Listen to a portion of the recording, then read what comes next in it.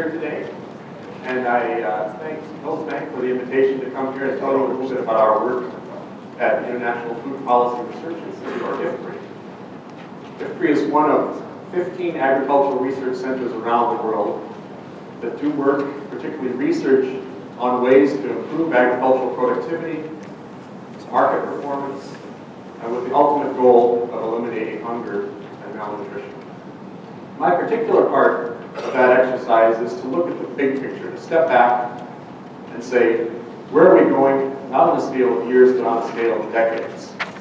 And that's the Global Futures and Strategic Foresight program that I lead. And so today, I appreciate the opportunity to step back a little bit with you and look a little bit at some of the big trends that are going to be shaping agriculture and food at the global scale and also at the more local scale out to 2050.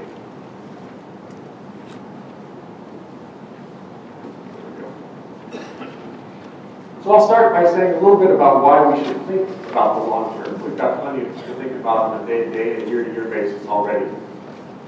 Look at some of the big challenges and opportunities that are going to be shaping agriculture in the next few decades. How we go about analyzing those big trends. Just a few results, and then conclude with a few implications and questions for the future. Why worry about those? Oops, that's on there. Why worry about the longer term? Don't we have enough to worry about day to day, month to month, year to year? As farmers, you probably pay a lot more attention to the weather next week than you do to the outlook in 2030 or 2050. Not only the weather in Iowa, but what's going on in Brazil, or Argentina, or China, your potential markets, your potential competitors. You're more likely concerned about what prices are going to be in the fall when you harvest, or what government policies are going to be next year. Nowadays, we don't even have to wait until next year or to wonder about what government policies are going to be. They seem to change on a day-to-day basis. And that has important implications for the choices that you make in terms of what you plant, when you sell, things like that. Those things are not going to be less important, but other factors are also going to be critical over the longer term. And these are the things that we look at. Population change, growth in incomes, changes in diets, what people choose to buy and eat, changes in the availability and the quality of land and water, technology, climate change as well. All of these things are important already today, but depending on what time scale you're looking at, different ones vary at different rates. Prices and weather have short-term, immediate implications for markets. Other factors, population and income, they're always in the background, and they change at a slower pace. So over a decade, or two decades, or 3 decades, those tend to be the things that have major implications for the nature and the level of demand, potential prospects for supply, and so forth. Those are the things that we focus on in my particular area of research. So there we go. Let's look at an example of, I want to go one forward, there we go. Commodity prices. These are data from the OECD, the Organization for Economic Cooperation and Development. It's an organization of basically developed countries, including the United States, Europe, and Australia, and so forth. And the Food and Agriculture Organization. Each year they put out an outlook report looking ahead 20 years. And these lines show prices for cereals, that's the solid line there, dairy, meat, and oilseeds. Looking back for the past 2 decades and looking forward for the next decade. You're very familiar with pictures like this, a lot of volatility. That depends on weather shocks, policy changes, and so forth. But that's part of a longer term story.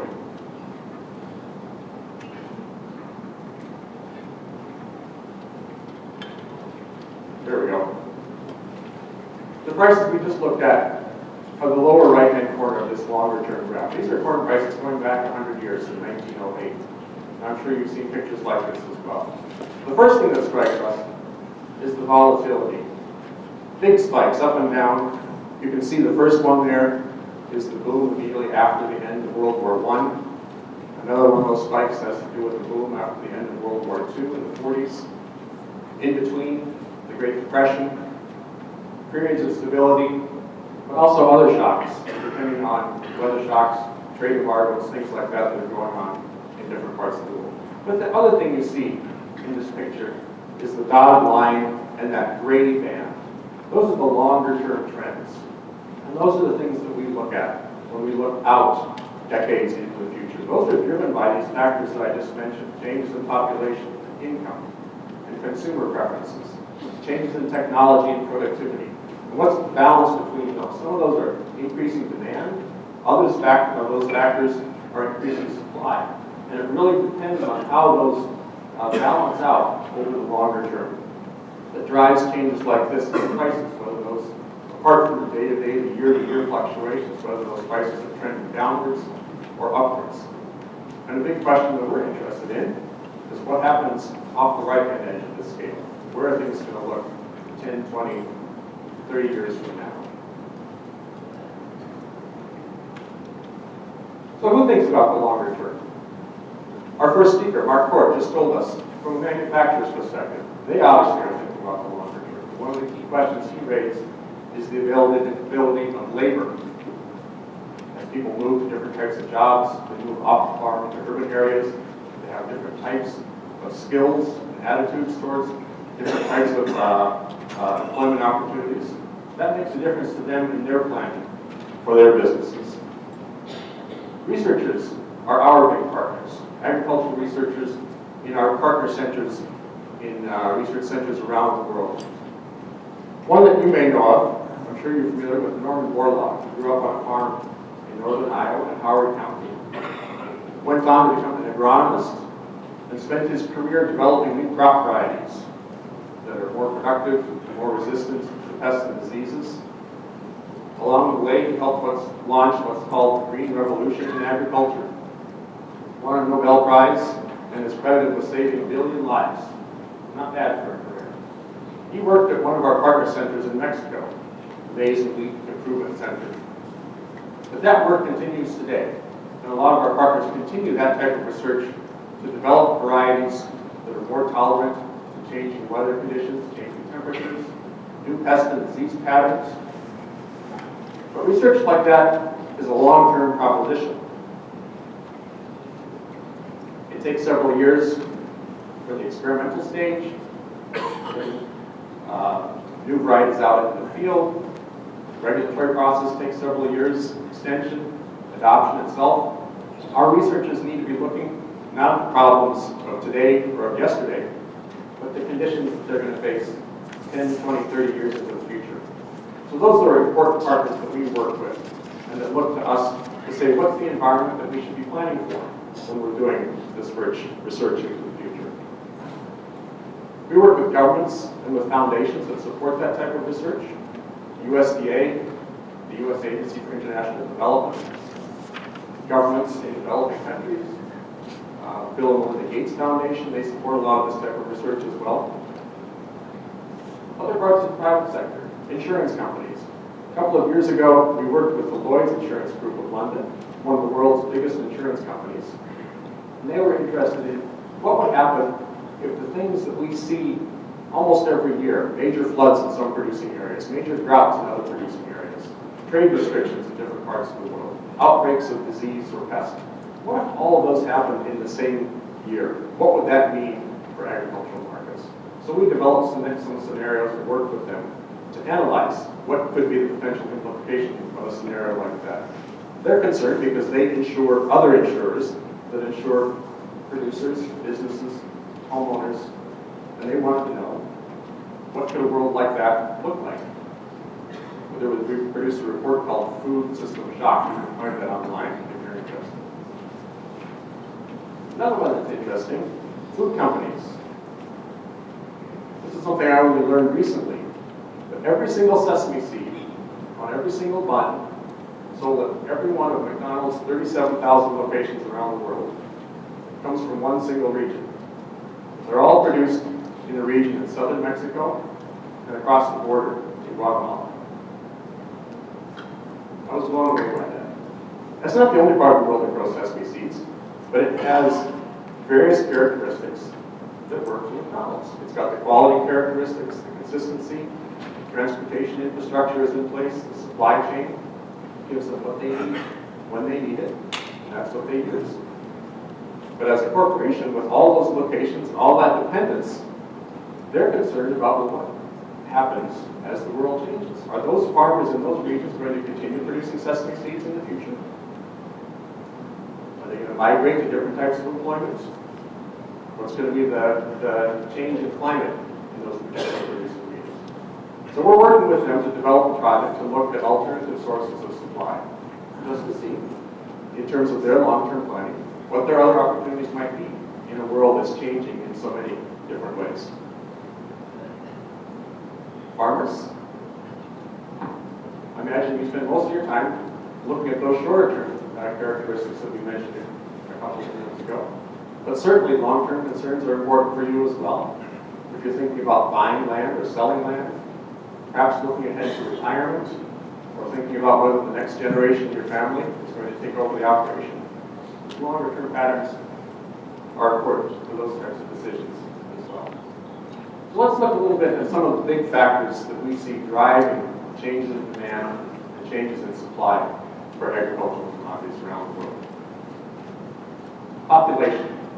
This is probably the first one that many of us think about. 200 years ago, there was an Englishman named Thomas Malthus. He was a preacher at a small country church and also a part-time economist. And he's famous or well-known still for his theory, this hypothesis, that population was going to continue growing so rapidly and so steadily that it would eventually overwhelm our capacity to produce food.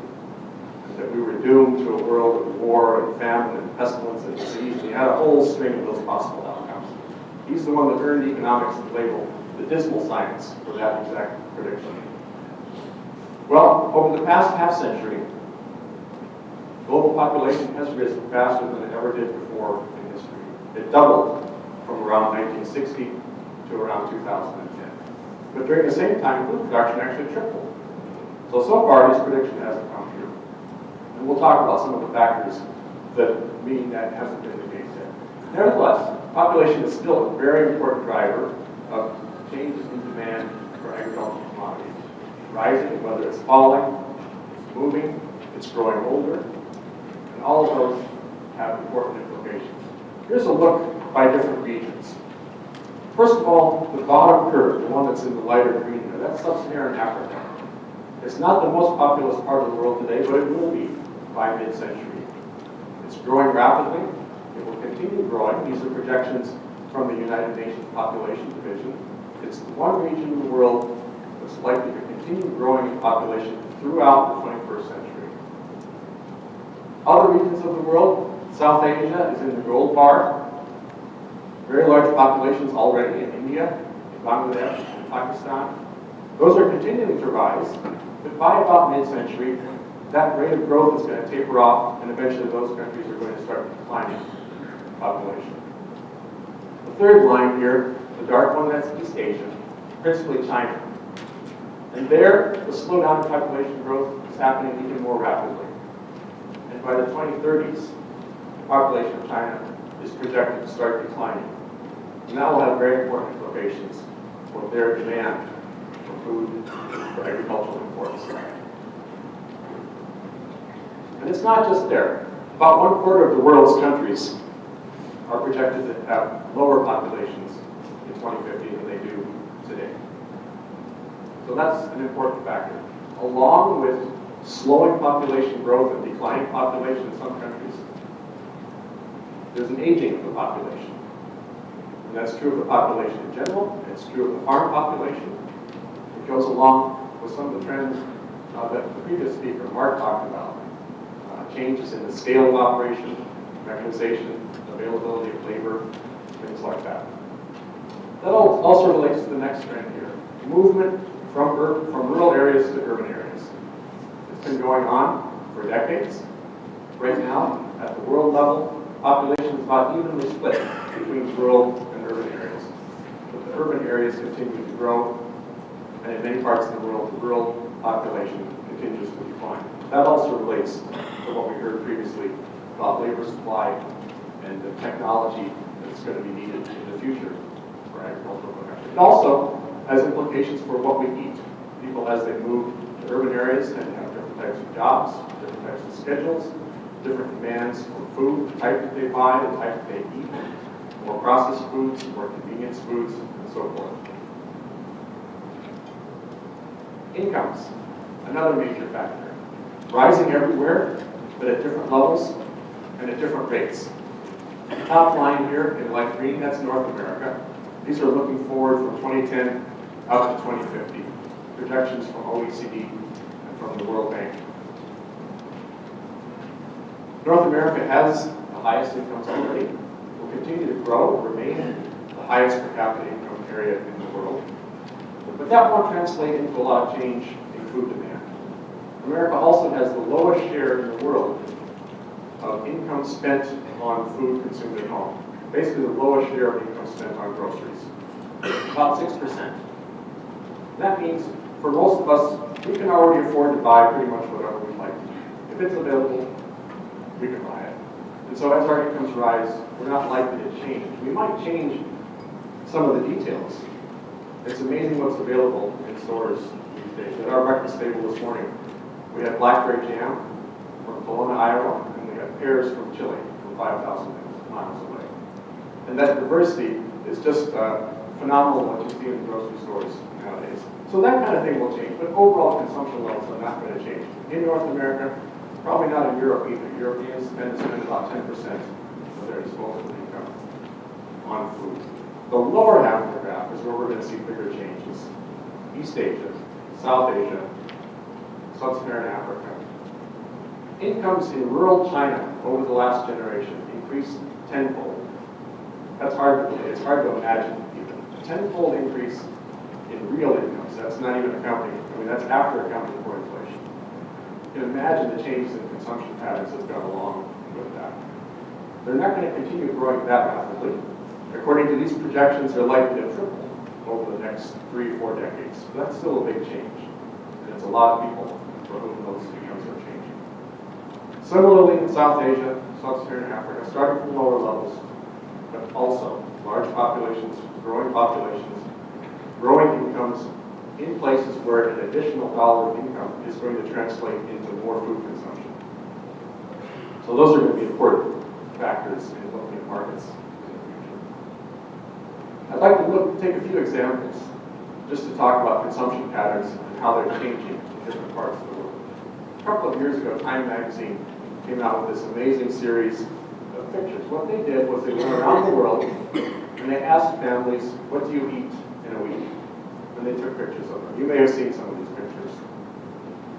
This is the Natomo family of Mali. It's a dry country in Western Africa. And there are a couple of interesting facts that Time added to each one of these pictures. How much they spend per week on food, and one of their favorite foods. Let's look first at the picture. A lot of bulk staples. This family probably produces a fair amount of what it eats. Millet, sorghum, groundnuts, cowpeas. They eat a bit of rice, probably imported from Thailand. A few vegetables. But a lot of fairly basic foods. They spend $26 a week on food on average. Favorite dish that they identified was a family rice dish recipe. Rice is a luxury for them. And as their incomes increase, they're going to eat more rice. They're going to eventually eat more bread. They'll probably start to add some meat. But they will substantially increase their spending on production, on foods. And a lot of that's going to come from imports over time. Another example. This is a family in Cairo, in Egypt. You see a lot more variety on their table, a lot of fresh produce, some processed foods, more purchased foods as well. They spend about $68 per week on food. And one of their favorite dishes involves mutton. So meat consumption, something that's also going to continue increasing as their incomes rise. Similar picture. This is in Guatemala. They spend about the same amount per week on food. Looks like a similar mix of produce, Some staples, no doubt corn there, probably some rice and wheat. In the background, you can see some processed foods. So they're going to continue changing their diets as well as their incomes increase. Here's a big change. This is a family in China. Remember the large increases in income that has experienced in recent decades. It starts to look a lot more like a Western diet. More meat, some purchased foods, some fast foods, a lot of variety. We spend about $150 a week on food currently. And that's likely to continue changing to a certain extent, probably less rapidly than those lower income families that we've already seen. Two more examples. I put a question mark on Germany. They spend about $325 a week, this particular family, the Sturm family in Hamburg. They pretty much can eat what they want. A lot of variety. Fresh foods, fresh produce, a lot of purchased foods, of course.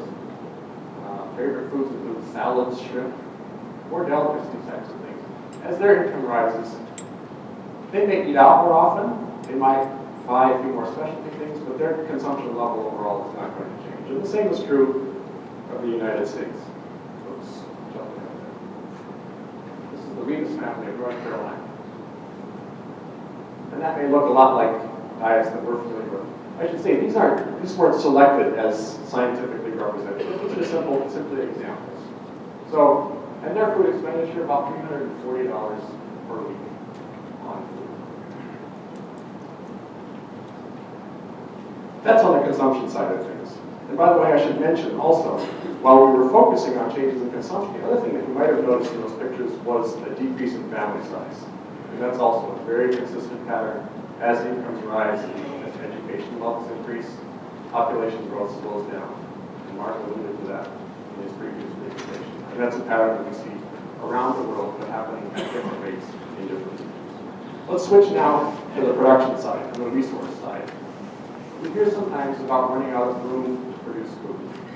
Well, our view at the global level is that's not a major concern, particularly in Latin America and in sub-Saharan Africa.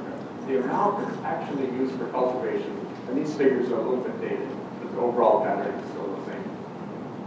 The amount that's used for farming is relatively a small share of the total amount that the Food and Agriculture Organization rates as suitable for beef-fed crop production. Less than a quarter, maybe even a fifth in those two regions. But there's a reason why it's not higher than that. It has to do with price levels. It has to do with the quality of that additional land. It might be suitable for production, but the yields might well be lower.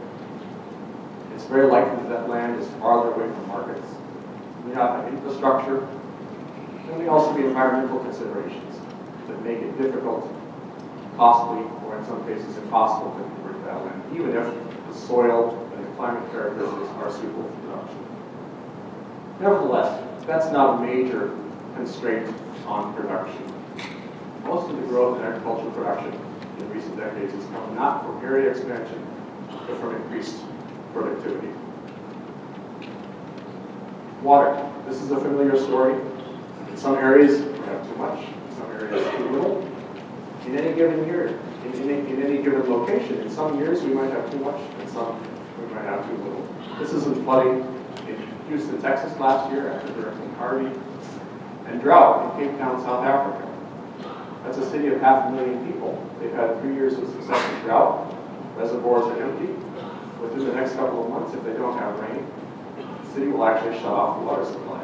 You already have scenes like this where people are going out, making sure that they have enough water to drink and cook with. Huge problems that that will create if that kind of issue becomes more widespread. And scientists do project that extreme events, flooding and droughts, will increase in frequency and severity in the future. So that type of variability in production conditions is going to be something that will be very important in the future decades. Let's look for a moment at the productivity side. I mentioned just recently that most of the growth in agricultural production in recent years has come not from increased area, but from increased productivity. This chart comes from the U.S. Department of Agriculture, the Economic Research Service, and it looks at the past 5 decades at the increase in agricultural production worldwide That's the height of the bar. It ranges from 2 to about 3% per year. And where that growth came from. The bottom part of the graph are the things we just talked about, land and water. That's actually a relatively small share of the total. The green one is an interesting one. Those are inputs, fertilizer, pesticides, and so forth, fuel. That, in the 1960s, accounted for the bulk of the increase in agricultural production worldwide. But that share has really shrunk in the last 5 decades. Nowadays, most of the increase in production comes from the brown segment, which is called here total factor productivity, that basically means efficiency. Doing things better with the inputs and the resources we already have. Mark taught me a new word in this presentation. Kaizen, was that something to do with spending less time wandering around and being more effective at the labor that you do? That's basically what's going on here. It's more precise application of inputs in terms of the quantity, the type, the timing, the location of those inputs. And that has really accounted for most of the production increase globally in the past couple of decades. As is often the case, it's a different story in Africa. Africa lags the rest of the world by several decades in many respects, including this. The picture for Africa alone would still be very heavily reliant on both land and inputs. They're still farther behind in this trajectory towards increasing productivity and efficiency. This is a graph that shows historic growth in cereal yields. And this is a worldwide picture for rice, for wheat, and for corn combined. The green line is the one that shows yields per acre. In this case, it's tons per hectare, but that growth represents an increase from about 25 bushels per acre to about 75 bushels per acre as the global average for those 3 crops. What's remarkable to me is how straight and consistent that line is. There's a little bit of fluctuation from year to year, but it's been growing consistently, and all expectations are that it would continue to grow. In some parts of the world, yields are already much higher. That's certainly true of Iowa. There's less room to continue growing. In parts of Africa, yields are maybe 1/10 of what they are here, and there's a lot of scope to continue increasing. What's important, though, is not to take, although this line is very steady, upwardly sloping, is not to take that for granted. That's not an automatic trend. It's not something that's we can take for granted will continue. It's a result of investment in infrastructure and in research and innovation. And that's the kind of thing that will be important in shaping what that graph will look like in the future. U.S. corn yields currently about double the global average. Again, these are in tons per hectare, but that solid line, the U.S. line on the top, corresponds to about 170 bushels per acre. And I understand in Iowa they're a little bit higher than that, 200 or so. About half of that at the global average, with fluctuations. You can see the 2012 drought in there. The overall trajectory continues to be upward. Here's a big question. What about climate change? We certainly hear a lot about this. This is a diagram showing global annual average surface temperatures for the past century or so, and projections for the next century. So the dark line on the left, those are real observations, real data. Trend is upward. What this doesn't show is actually, that's a similar pattern. Most of the history of agriculture itself, as humans, we've been farming for about 10,000 years. And most of that time, the temperature has been in a band of about 2 degrees Celsius. And recently, it's been starting to increase. We don't have to go into the causes of that. You know, that's a controversial subject. But nevertheless, it's important to think about what the consequences of that could be. On the right-hand side, you see a couple of different shaded areas. The blue line is labeled here RCP 2.6. That's a relatively optimistic assumption about climate change continuing a little bit and temperatures leveling off within a few decades. A more pessimistic scenario is the orange one, which shows temperatures rising more rapidly and continuing to do so for the rest of the century. We're not sure where we'll end up in that. That depends, again, on some of the choices that we make. Likely to be somewhere in between, But regardless, that's beyond the historical experience that we've had, not only over the past century, but over the past 1,000 years and even the past 10,000 years. So those are new conditions that we have to prepare for, and that's why research looking ahead is even more important now than it has been in the past. This is just one example. What does that translate into, actually, in the future? So, there are many scientists and research groups around the world that look at what changes in greenhouse gas emissions mean for temperatures and also for precipitation patterns around the world. They vary in what the different models find. In degrees, they still find the same basic story, particularly for temperature. Warming that is consistent. It might occur at different levels at different parts of the world, but increases of 1, 2, 3, possibly even more degrees Celsius over the course of the next century. The bottom graph is precipitation patterns. That's a lot more variable, a lot harder to predict. It's hard enough to know what's going to happen next week in the weather. Well, every one of us now on our phones can pull out an app that says not only that it's likely to rain tomorrow, but there's a 30% chance of rain starting at 4 p.m. I mean, this is amazing, the advances that we have in prediction technology. That type of precision obviously isn't available looking ahead 2 or 3 decades into the future. So some of the models suggest drying in certain areas, other models suggest increased precipitation in some areas. Again, they're fairly consistent in the projection that things are going to become more variable. And the likelihood of these extreme events, droughts and floods, is likely to go up in many parts of the world. So that's another factor to prepare for. How do we, as researchers, go about trying to make sense of all these changes in the big patterns, population, income, technology, changing diets, and so forth? I'll just spend a few minutes on this. It's very technical, and I don't want to go into that today. But very briefly, again, we're looking at the long term, which means we're looking at some of these factors that change very slowly over time. We're not looking at the day-to-day things like this year's weather or this year's policies.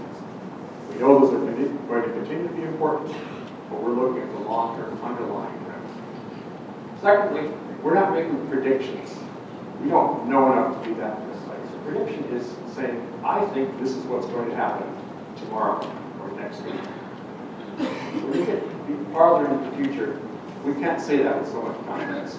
What we do is we use things called scenarios and projections. And basically, those are what-if questions. What if population does slow down, as we said that it does, it's likely to do so in China? What if we think it's going to continue to increase in sub-Saharan Africa? And what if incomes grow at the rates that some of those charts suggested? What we do is say, if all of those things happen, here's how we think markets are going to interact in different countries at different times in the future. So those are, we call them projections. They're always conditional on what happens first, what happens in terms of population, income, technology change, and climate. There are different ways to think about the future. One way is just to speculate. It's complicated. I don't know what's going to happen. I've got a hunch it might play out this way. If you go next door after the meeting today, that's basically what you're doing. We don't know what's going to happen when we press those buttons. But if you're feeling lucky, that might be a good thing to try. It's not a good way to run a business. If you're going to run a business, you really need to run the numbers first and have a better understanding of what's likely. And that involves using data and statistical analysis. This is basically what the Lloyd's Insurance Group does. Insurance companies have an incredible incentive to look extremely closely at the data. Trends in mortality, trends in property damage, changes in the weather. They analyze that stuff in great detail because their business and their profit margin depends on it. And they still do. But Lloyd's came to us and said, well, we're going to continue doing that, but we're concerned that the trends that we've observed in the past are not going to be reliable in the future. So let's experiment. Let's see what might happen if some of those assumptions change. Let's go back to our example here. We saw this previously, commodity prices over the past couple of decades. If we were going to look at this and use this data to help us form a projection for the future. Let's say we looked at prices over the past decade. You can see fluctuation, typically high, going up initially, coming down. If I had to draw a straight line through that decade, I might say, well, in that ballpark, something like that. But if I looked at the previous decade, prices look quite different. Again, there was fluctuation, but at a lower level. My analysis of the data might say, in that case, here's my best guess. But if I decided not to go back one decade, or a previous decade, but go back over those 20 years as a whole, I would say, well, it looks like it's a rising trend. How do you make sense of that if you're going to look at the past and use it as a basis for looking at the future? OECD, in their projections, came up with, for the next 10 years, stable, slightly declining prices for cereals. That comes not from these past 10, 20 years of fluctuations, but from looking at this longer term trend. This is the same picture I showed before. I scrunched it up a little bit to leave room for 2050 on the right-hand side. So now when we look farther into the future, we're not trying to guess where those fluctuations are going to happen. We're trying to look at what that long-term trend is going to do over the next 2 or 3 decades. Is it going to continue like the dotted line? It looks like it's done in the past. At some point you have to wonder how much lower can it go? Or is this balance between population and income and technology and climate going to adjust so that we actually see prices increasing? Those are the types of questions that we explore in our research. And to do so, we do draw on data. We draw on statistical analysis, but we also do simulations of the future. We draw these what-if scenarios. What if incomes rise faster than we thought they were going to do? What if technology improves more rapidly than we thought? Or what happens if certain things hinder that type of progress? What difference will that make? And there's one important caveat to keep in mind. This is a quote from a statistician at the University of Wisconsin in the 1970s. He said, all models are wrong, but some of them are useful. Well, that's kind of an odd statement, especially for a researcher to make. But it makes sense. If you think about what a model is, it's a simplification of the real world that allows us to play with things. We can turn knobs and say, well, what if something was different? And you can take an example of a map. Nowadays, you can get detailed maps on your phone. But in the old days, we used to have these maps that unfolded, and you weren't able to fold them back together again. But the map that you wanted depended on what the question was that you were asking. If you wanted to know how to drive here in Minneapolis, you'd want a map that would show you highways. And you wouldn't worry so much about the detail about streets in a particular town along the way. That's useful for that purpose. If you wanted to know how to get to a particular location in Iowa City, you'd need a map that has the detail of street maps. That would leave out some of the bigger scale issues, but it would tell you the answer to the question that you're looking for. So in this case, we're doing a map, we're doing a model of the longer term future that picks out what we think are the big important factors and leaves a lot of the other detail out. In that sense, it's going to be wrong.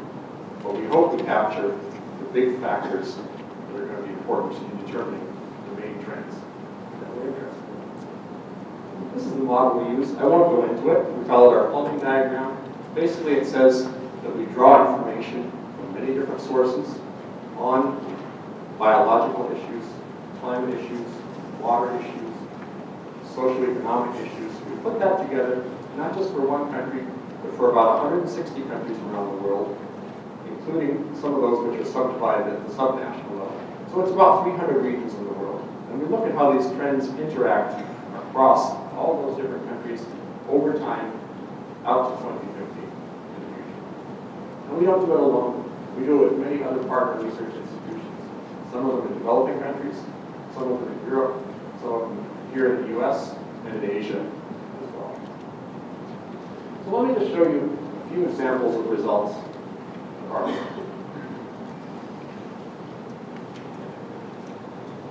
This comes back to the pictures that we saw of different families in different parts of the world and what they consume. 3 sets of bars. The first 3 are for North America, the second 3 for India, and the rest of South Asia, and the bottom 3 for Sub-Saharan Africa. In each case, we're looking at how patterns change from 2010 to 2030, and and ultimately to 2050. And the three colors represent where our calories come from, where our food can take.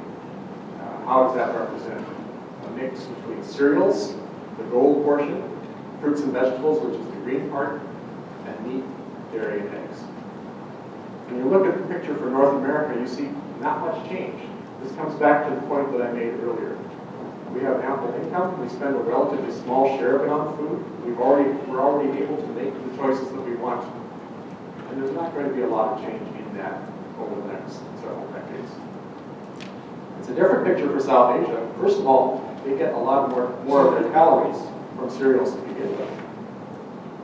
Rice in South India, wheat in North India, for example. That level is not going to change. Although they start from lower levels, you can see the green and the red portions of the bars are going to increase quite rapidly over the next several decades. And that comes from this change in income. And the fact that they're going to spend part of their increased income on higher value foods, fruits and vegetables, meat, dairy, eggs. Similar pattern in Sub-Saharan Africa, although it starts at a lower level.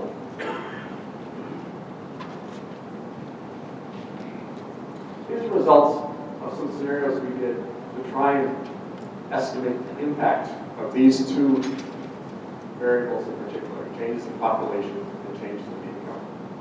And we looked at the impact on production, yields, area, prices, and trade for the major commodities, for cereals, for soybeans, and for sugar, between now and 2050. The different colors represent more optimistic and more pessimistic scenarios. So the lighter bars there refer to a scenario that has relatively rapid income growth, relatively slow population growth, and certain assumptions about increases in productivity.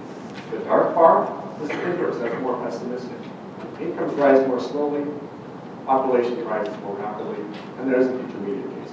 What's really striking, starting in the beginning of this figure, production doesn't really change depending on the scenario. Whether you have a lot of people with low incomes, or whether you have fewer people in the future with higher incomes, in aggregate, we're going to be looking at an increase in demand and an increase in production of about 70% over levels in 2005. But the composition of that's going to change. Most of that's going to come from increases in yields on the left, 55-60%. A little bit will come from increases in area, 5 to 7% in aggregate. Of course, it varies by region, and it'll vary by commodity.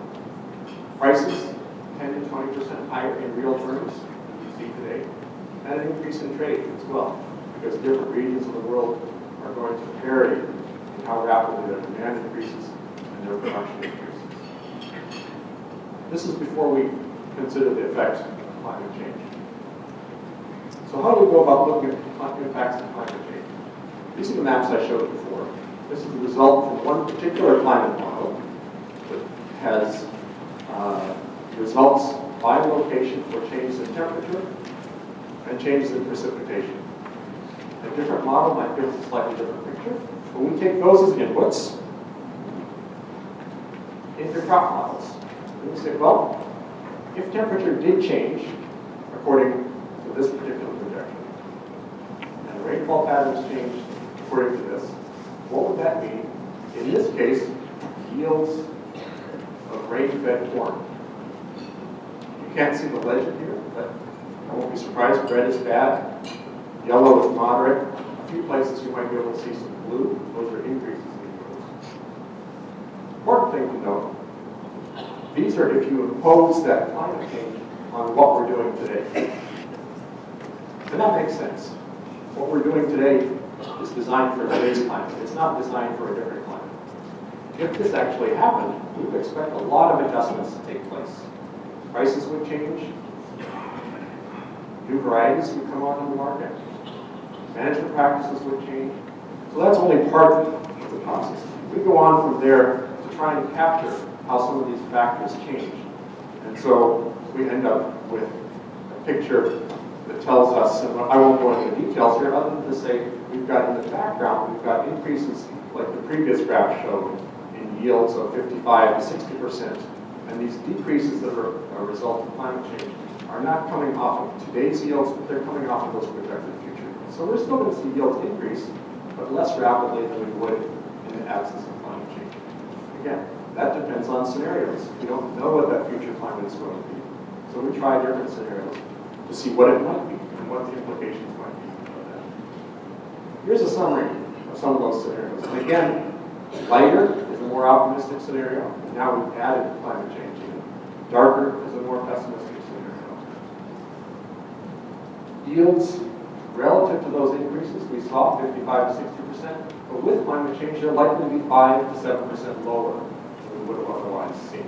And this is again, on average, globally, for this set of crops, cereals, soybeans, and sugar. It's going to vary by commodity as well as by location. Area will go up a little bit.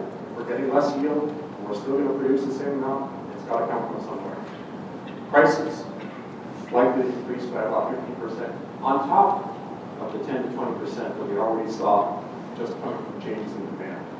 And a little bit of impact on trade as well. It's really important to know the impacts of climate change are not going to be uniform everywhere, but they're going to depend a lot. They're certainly going to vary between countries, and they're going to vary even within countries. This map, this is from a study done, published in Science magazine last year. It looks not only at agricultural impacts, but also on health, on property damage, on energy expenditures. So many other factors are going on here. But the important thing, just as an example, is to note that different parts of the country are going to be affected in different ways. And that's one of the reasons why climate change is such a difficult issue to deal with politically. Because different people are going to have different experiences. Even if we all agree on the facts. And we don't all agree on the facts to begin with. But it shows. And Iowa, by the way, is right there on that boundary between areas that will be more heavily adversely affected and areas that will actually benefit. If you're in northern Maine, for example, or if you're in Alaska, this could be a good thing. But for much of the part of the country, they're going to be the net effects are going to be negative. So let's look at a few examples, and I have a handful of these. I'm conscious that time is close and lunch is next, so I'm going to try not to run over here. Overall cereal demand, these are by regions. So at the top there, you see East Asia and Pacific in 2010 and 2050. This is for cereals in aggregate. Highest level of cereal demand already is in East Asia and Pacific, and it's going to remain the highest. But there are going to be larger increases in South Asia, and the highest percentage increase, the most rapid change, is going to occur in Sub-Saharan Africa because of the differences in the level of income at which they start, the rate of income change, and the nature of their diets. Corn, specifically. It's a similar picture overall. Again, high demand in East Asia and Pacific. Large increases in Latin America. Large increases in percentage terms in South Asia and in Sub-Saharan Africa. We're working on soybeans. We don't have this one quite ready yet. Part of what we're doing is trying to disentangle soybeans from meal and oil. And each of those have a slightly different picture. So stay tuned. We're working on those numbers. Pork demand. Here are the big story for us. East Asia Pacific. Largest consumer, largest producer in the world. That's going to remain true in the future. Poultry, very dynamic sector. Doubling demand in East Asia and Pacific between 2010 and 2050. South Asia and Sub-Saharan Africa, tripling in Sub-Saharan Africa, increasing fivefold in South Asia. And you can see that happening already as incomes change, production moves in, incredible changes in consumption patterns there. So let me wrap up to try and summarize some of these trends and what they mean. The challenges and opportunities, they're going to vary significantly between different regions as well as over time. Population is not just a story of ever increasing. In some areas it's going to level off and decline. Sub-Saharan Africa remains about a generation behind other regions in terms of the pattern of change. More urbanized, it's going to grow older. Incomes are growing everywhere, but their effects will differ depending on whether we're starting at a low level or a higher level. Changing diets, very significant. In the poorest countries, a switch over to rice and wheat. In all of those middle income countries, increased consumption of higher value foods, including fruits, vegetables, and meat. Less of a change in North America and Europe. Natural resources. Land, not so much of a constraint. Water is likely to be a much more important story, not only because of the level of availability, but because of the variability that we see in many parts of the world. Climate. We're feeling effects already. Those effects are likely to become more significant later in the century. So even while population may be becoming less of an issue, climate enters as more of a factor later on. Perhaps even more important than the gradual trends are the increases in variability that we're likely to see. But again, in fact, will vary a lot across. Technology. Productivity growth is going to continue to be a major source of increase in production. But the level, the rate of that productivity growth will depend critically on what we invest in the private sector, in the public sector as well. That's a critical choice that we face when we head to the future. The net effects, complicated story. Let's go back to this particular picture. I asked the question earlier whether that dotted line is going to continue going down or whether it might turn over. When we look at all of these factors together and the different ways in which they're changing in different parts of the world, our projection at the moment is that it's actually going to turn back up. And I wouldn't go out and invest at this point yet, but the numbers are, our projections show that corn prices are likely to be in the range of $5 to $7 a bushel by the middle of the century. According to this particular scenario, if things turn out differently, they could be a bit lower, they could be a bit higher. But those are the things that we play with, and we work with policymakers to try and address those sorts of what-if questions. If someone's more optimistic, we can run a scenario that says, well, what would be the implication of that? And if they're more pessimistic, we can run a different scenario. This is our sort of middle-of-the-road projection. But it depends critically. Choices we make in consumption, choices we make in how we manage natural resources, choices we make in investing in infrastructure and research, choices we make in how we engage with the rest of the world. Trade is a critical factor as well. Finally, let's come back to this question. Who's thinking about the longer term? I think all of us are to different degrees. There's an important group that I didn't mention here, and I'm very glad to see students here today, because the people that are going to be farming, teaching, and taking care of us older folks in 2050 are these younger folks. They're the best reason that we have to think about the longer term today. So thank you very much for your attention. There's some links here if you'd like more information. On March 20th, FICRI will release a report, its annual Global Food Policy Report. This year focuses on globalization, which I think is an issue that we're all interested in. So thanks for your attention.